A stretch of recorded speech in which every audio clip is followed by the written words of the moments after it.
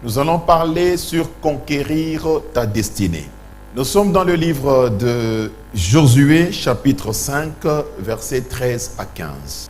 Il est écrit: comme Josué était près de Jéricho, il leva les yeux et regarda. Voici un homme se tenait debout devant lui, son épée nue dans la main. Il alla vers lui et lui dit: es-tu des nôtres ou de nos ennemis? Il répondit: non, mais je suis le chef de l'armée de l'Éternel. J'arrive maintenant. Josué tomba le visage contre terre, se prosterna et lui dit: qu'est-ce que mon Seigneur dit à son serviteur? Et le chef de l'armée de l'Éternel dit à Josué: ôte tes souliers de tes pieds, car les lieux sur lesquels tu te tiens est saint. Et Josué fit ainsi. Amen. Amen. Conquérir ta destinée. Quand on parle de la conquête, on parle de la guerre. Conquérir, c'est arracher par force, arracher par la guerre, c'est ça conquérir. Maintenant, ici, il nous est demandé de conquérir notre destinée. Lorsqu'on parle de la destinée, c'est ce qui incarne ta raison d'être sur la terre. Ta présence sur la terre ici a sa raison d'être. Lorsqu'on parle de la destinée, on révèle tout simplement le mandat qui est rattaché à ton existence. Bien-aimé, ici sur la terre, tu as un mandat. Tu as un mandat qui est rattaché à ton existence. Écoute ce que Dieu dit à Jérémie. Avant que tu ne sois formé dans le ventre de ta mère, je te connaissais et je t'avais établi prophète des nations. Lorsque quelqu'un veut vous battre en route, pourquoi votre prophète, vous l'appelez prophète des nations, c'est écrit ou vous le dites dans Jérémie chapitre 1 verset 5. Dieu dit à Jérémie, avant que tu ne sois formé. Bien-aimé, je te dis que tu as existé avant d'être. Maintenant, ta naissance physique, c'est la révélation du projet de Dieu en marche dans ta vie. Donc, quand on parle de la destinée révèle les buts pour toi sur la terre. Bien-aimé, tu es sur la terre, pourquoi? Tu es une planification de Dieu en marche. Il est important de découvrir ce qu'on est véritablement sur la terre. Bien-aimé, qui tu es véritablement sur la terre? Il faut découvrir. Parce que le fait de découvrir ou le fait d'avoir une vision claire et fixe sur ta vie, ça t'aidera à comprendre le rôle majeur que Dieu veut que tu puisses jouer sous le soleil. Tu comprendras ce que tu es, tu seras bien fixé. Est-ce que sais-tu que tu as un rôle majeur à jouer sous ce soleil? Tu n'es pas là hasardeusement. Tu as un rôle, mon frère. Tu as un rôle, ma soeur. En plus, pas n'importe quel rôle, mais un rôle majeur à jouer sous le soleil. Pour que tu arrives à découvrir ce rôle majeur que tu dois jouer sur la terre, il te faut avoir une vision claire sur ton existence. Peut-être toi tu es politicien. C'est ça le rôle majeur que tu dois jouer sur la terre. Et si c'est ça ta destinée, si c'est ça ta mission sur la terre, et que tu découvres ça clairement, mais je te dis que tu seras un grand politicien qui va participer à l'émergence de son pays. Vous allez voir, il y a des politiciens et politiciens. Aujourd'hui, vous voyez, il y a des politiciens bien-aimés, vous le voyez, c'est une bénédiction pour le Congo. Vous le regardez juste par son raisonnement, son attachement, la passion qu'il a pour la patrie. Ne soyez pas surpris. Ces genres de personnes, bien-aimés, ce sont des gens que Dieu a destinés à ça. Je m'excuse de le dire parce que la vérité, il faut la dire. Quand vous regardez la personne de notre président de la République, vous entendez même son langage quand il parle, son expression. Vous sentez que c'est quelqu'un qui a la passion de son pays.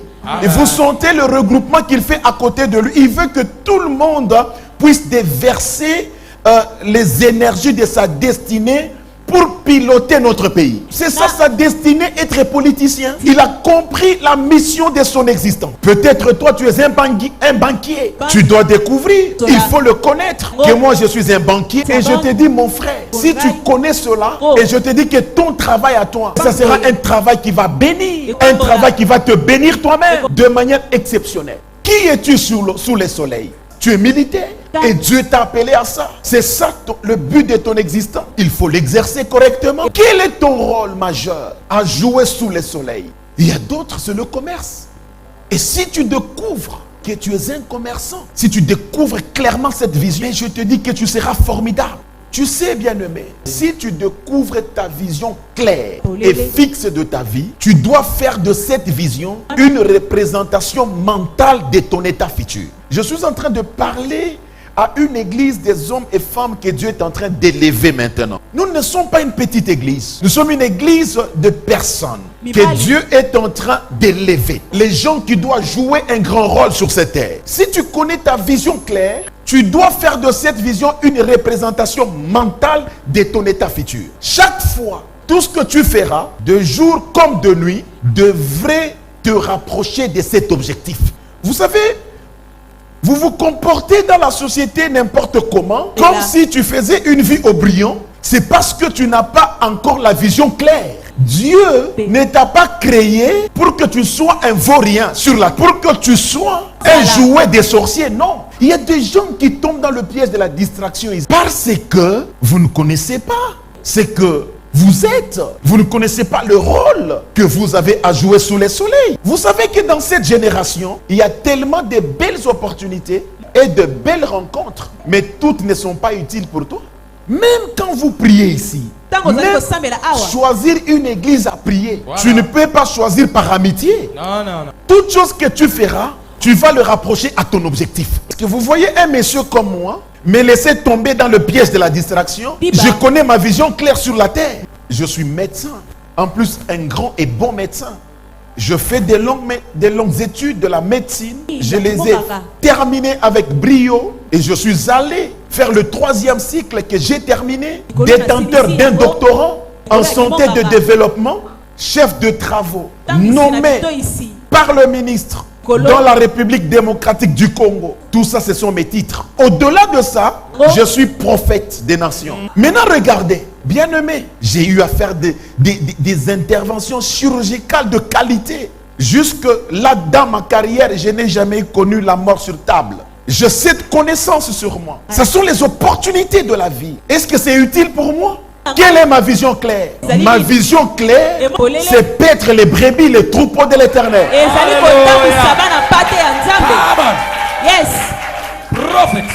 Ma vision claire, c'est prophète des nations. Je ne suis pas pasteur parce que j'ai échoué la vie, non. Mais ma vision claire, c'est laquelle? Les rôles que je dois jouer sous le soleil, c'est prophétiser sur vos vies, participer à la délivrance de vos vies, vous prêchez la parole de Dieu.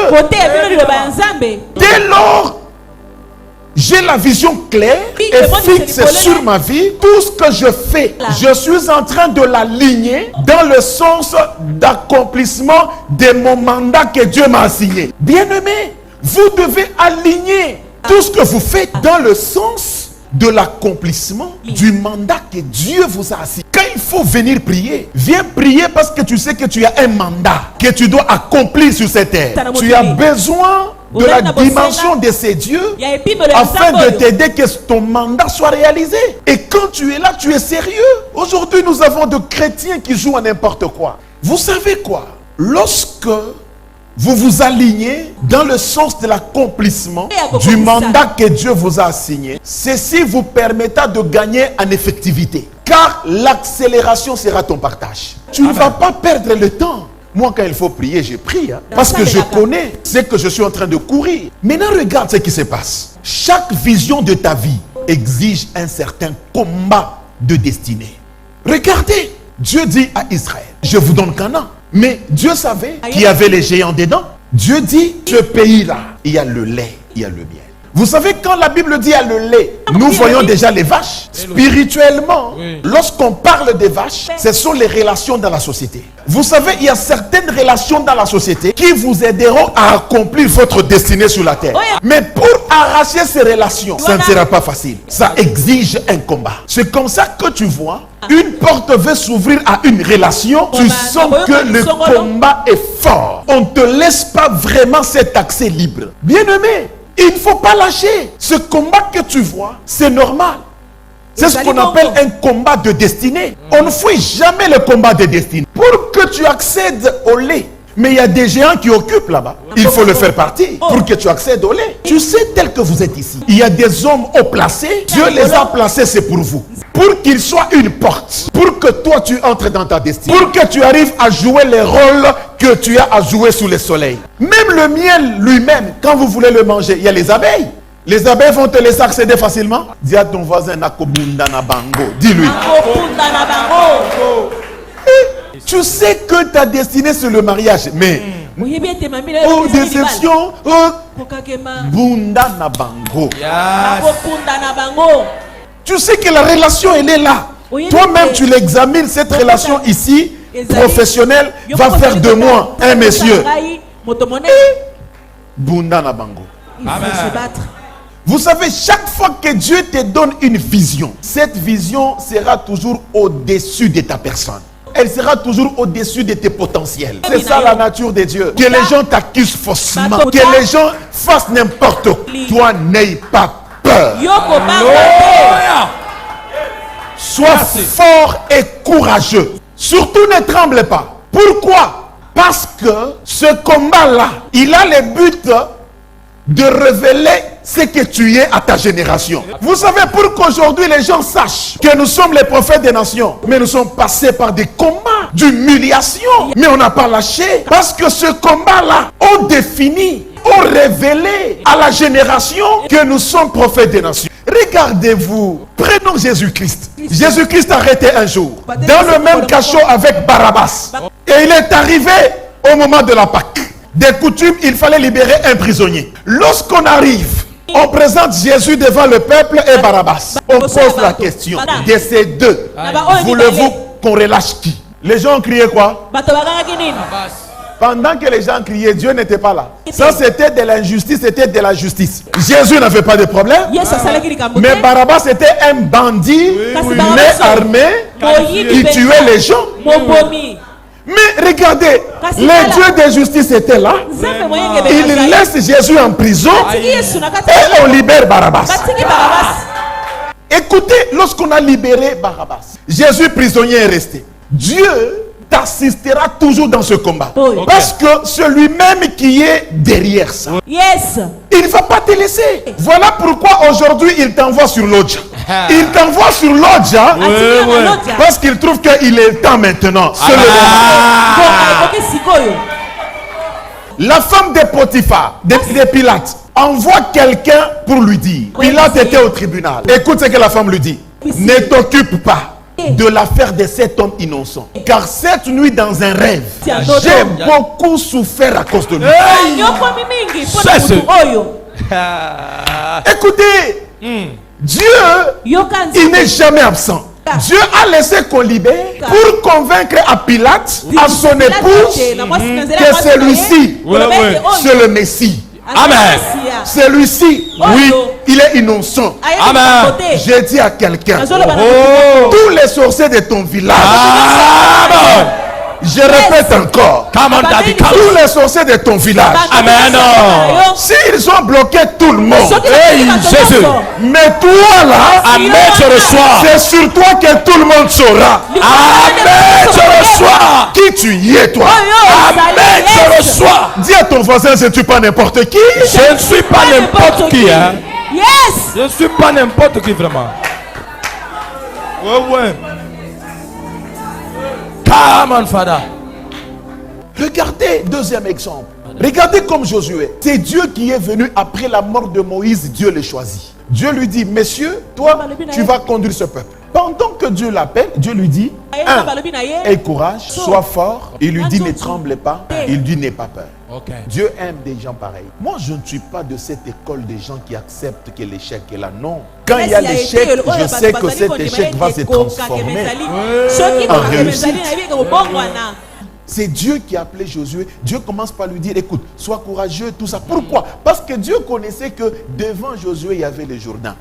Premier obstacle. Deuxième obstacle, il y avait Jéricho, qui était barricadé et fermé, de dedans et du dehors. Josué, quand il a pris le relais de Moïse, Bitumba et Bandi, ce jeune homme s'est battu. Il pensait qu'il était seul. Subitement, il voit un homme qui apparaît. Cet homme avec une épée nue. Josué le regarde. Il lui pose la question. Tu es pour nous ou pour nos ennemis? L'homme répond, ni pour les uns, Ok. ni pour les autres. Et je regarde. Mais l'homme qui lui dit quand même, je suis le chef de l'armée du Seigneur et je viens d'arriver. C'est ce que cet homme a ajouté. Or, Josué, il était de quel camp? Il était du camp du Seigneur. Mais Dieu n'a pas voulu se révéler clairement que c'est lui qui était là. C'est comme ça que vous voyez, vous venez ici, il y a juste tel témoigne. Tel témoigne, mais toi pas encore. Ce sont des signalements prophétiques. Dieu est en train tout simplement, un moment il se présente, il ne veut pas se présenter. Pour voir, est-ce que tu auras peur de ton combat? Tu vas abandonner? Je suis allé mardi, on ne m'a pas vu. Je suis allé jeudi, on ne m'a pas vu. On ne m'a pas prophétisé. Mais j'entends seulement les autres témoigner. Ne t'en fais pas. Dieu est en train de faire un faux semblant. Yes. Il faut voir la mentalité du roi. Est-ce que vous comprenez? Oui, oui. Il faut se battre. Il faut affronter. Pourquoi Dieu est avec toi? Il dit, je viens d'arriver. À partir d'aujourd'hui, ne baisse pas les bras.